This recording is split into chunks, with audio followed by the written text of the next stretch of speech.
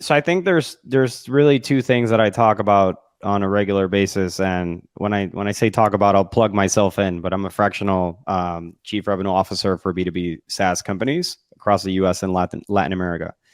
And what I've seen over the last couple of years, which is very different than what we've seen, in the time that you and I grew up through our sales careers in the 2010s through 2020, for example.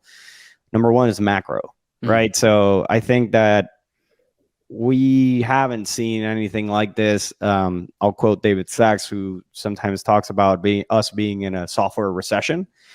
And that meaning that companies or enterprises that are, kind of purchasing software are being very specific about what type of software they need.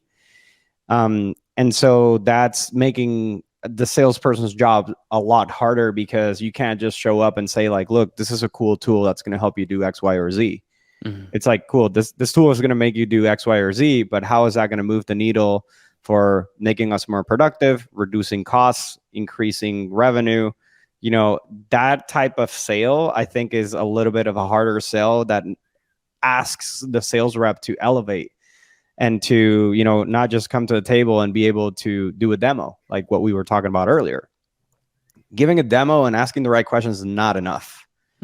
Right? It's more of like, how can I talk to you, ask questions that I uncover your real pain, but I can bring my business acumen to the table so I can really understand where you guys are and what you're trying to do.